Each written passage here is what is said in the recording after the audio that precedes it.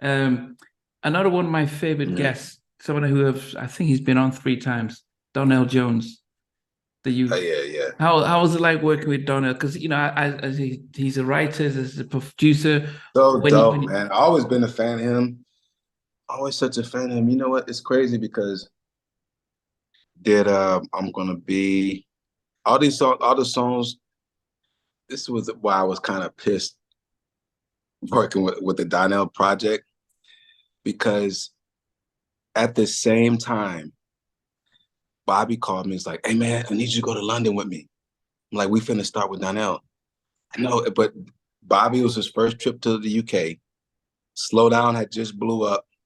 And Bobby liked to perform live. He's like, "Man, I need you, man, because you know how we do the live stuff, man. I need you oh for that part of the show." I was like, dang. So me and Tim was talking. I was like, man. And so I'm gonna be honest with you, I missed like the majority of those sessions were done there. I was so mad. It was cool because Slow Down was blowing up. yeah, And yeah. since it was two of us, we had the ability to do that. Sometimes we would have to do separate sessions at separate times. So I was only there for like one of the songs. But Tim did I'm Gonna Be. That's one of my favorite songs ever.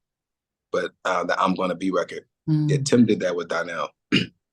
But I was in London. Most of that project, I was so bummed too, man. I was there for like the first 2 or 3 days, but I missed like a whole week because I went with Bobby, and then we left London and we had to go to Miami to shoot the video for Tell Me. So I was like on the road with Bobby for like almost 2 weeks. I was like, Wow. man. So yeah, man. But Donnell is a cool cat, man. Super talented, man. I wish I could have worked with him more, and I actually would still like to work with him.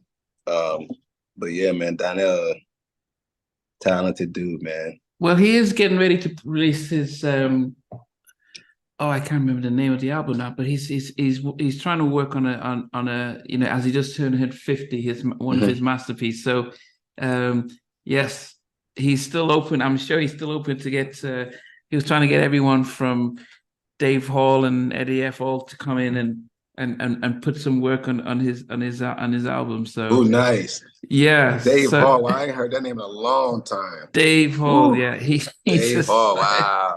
That was a cat, man. silent assassin stuff. But a lot of people would keep asking. Wow. A lot of people kept asking because you guys were so prolific as a partnership. Did the music itself, when R&B itself became a back burner to hip hop, how did that affect R&B producers? And you're going into 2000s and 2010s. How did it affect you as a producer when hip hop started taking over radio? Well, I won't say it really affected us because we always kind of had that approach. Like we always try to put something of. We always didn't just do like just an R&B song.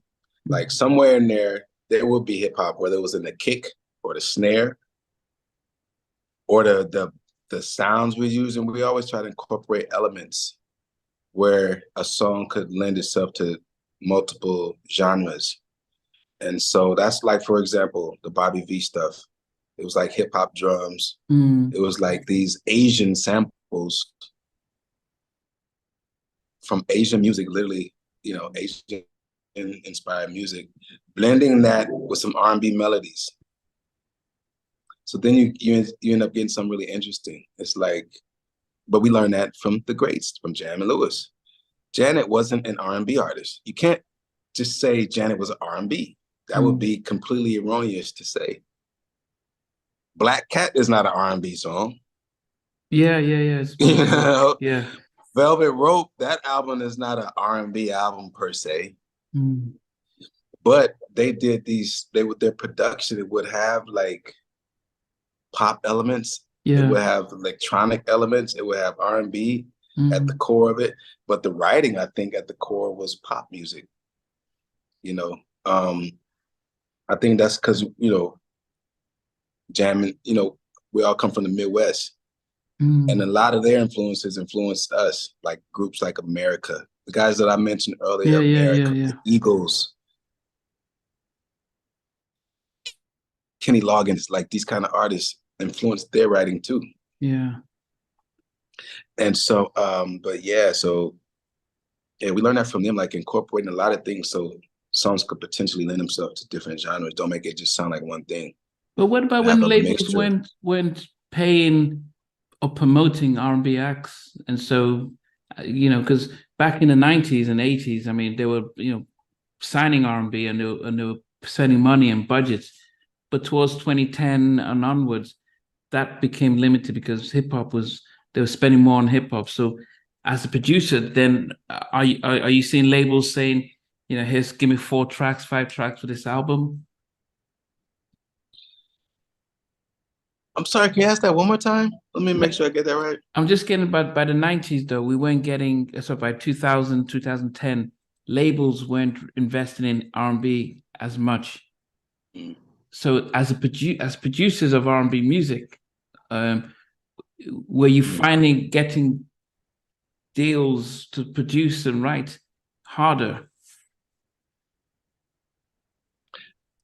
It depends if it was an artist or a label that we had history with that would trust us, or if it was an A&R guy that would trust us. But sometimes, you definitely get those executives like, yeah, we want a song like that song right there. And we didn't like approaching it like that.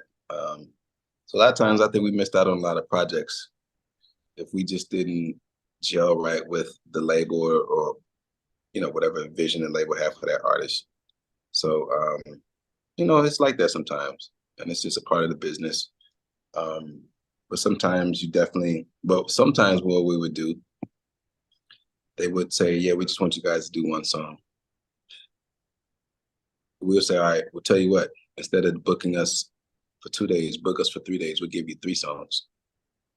No extra money, just see if you like the other 2. And a lot of times they'll be like, wow, yeah, we'll take that, we'll take the 3. Or we like 2 out of the 3.